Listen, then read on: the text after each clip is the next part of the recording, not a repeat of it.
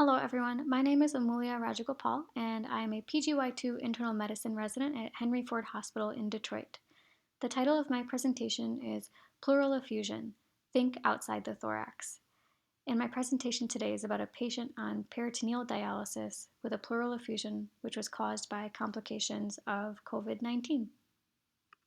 Pleural effusions are a rare complication of peritoneal dialysis, and the incidence is in less than 2% of all peritoneal dialysis patients.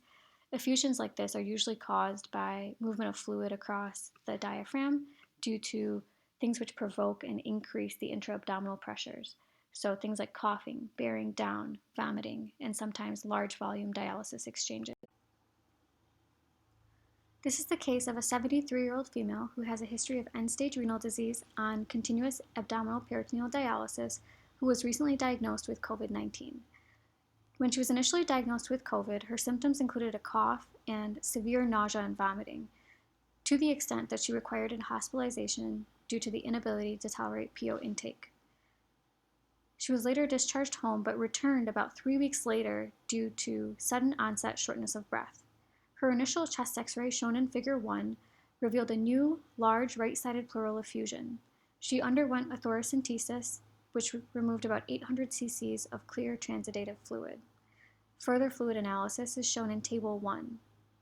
Other workup included a CTPE, which was negative for a pulmonary embolism, and lab workup showed an elevated troponin.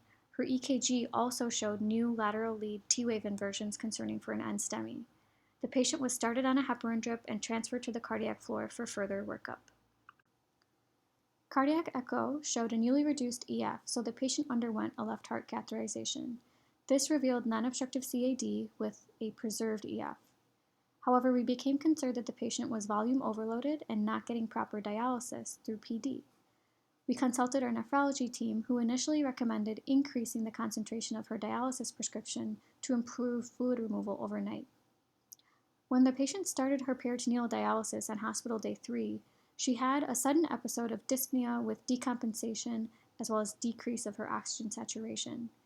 She required an urgent bedside thoracentesis, which drained about 1,500 cc's of transudative fluid. Figure 2 was taken after the thoracentesis and shows clear improvement in the aeration of her right lung. Taking a closer look at Table 1, our fluid analysis shows that both thoracentesis 1 and 2 had transudative effusions based on Light's criteria. However, the glucose gradient for thoracentesis 1 is greater than 70 milligrams per deciliter, and the glucose gradient for thoracentesis 2 is greater than 200 milligrams per deciliter. Based on this elevation, we knew that the effusion was caused by peritoneal dialysis. So for palliative relief, we had a pigtail drain inserted into the patient's pleura to assist with drainage of the effusion, and we transitioned the patient to hemodialysis. Figure 3 was taken on hospital day 5, and the white arrows show the placement of the new pigtail drain and the hemodialysis catheter. It also shows improvement of the right-sided pleural effusion. By hospital day 7, the patient had successfully transitioned to hemodialysis and the pigtail catheter was removed. Figure 4 shows the significant improvement of the pleural effusion prior to discharge. She continued to follow with the nephrology team as an outpatient, and at her 4-month follow-up, a CT peritonography showed no extension of peritoneal fluid into the pleural space. This case presentation reflects the importance of a broad differential diagnosis when treating patients with pleural effusions. In our case, the cause of the pleuroperitoneal leak is thought to be secondary to the increased intra-abdominal pressures provoked by the nausea and vomiting during the patient's COVID-19 course. Diagnosis can be made by imaging and thoracentesis. Fluid studies showing a high glucose gradient and low protein are enough to diagnose a pleural effusion secondary to peritoneal dialysis. Additional testing for fluid icodextran and D-lactate found in dialysate can be used to assist diagnosis. Imaging with CT peritonography can be used to assess for any leaks or fistulas between the peritoneal and pleural cavities. Treatment is usually conservative and involves temporary transition to hemodialysis for closure of any pleuroperitoneal leaks. Surgical correction should be considered for patients with evidence of diaphragmatic fistulas or a trapped lung.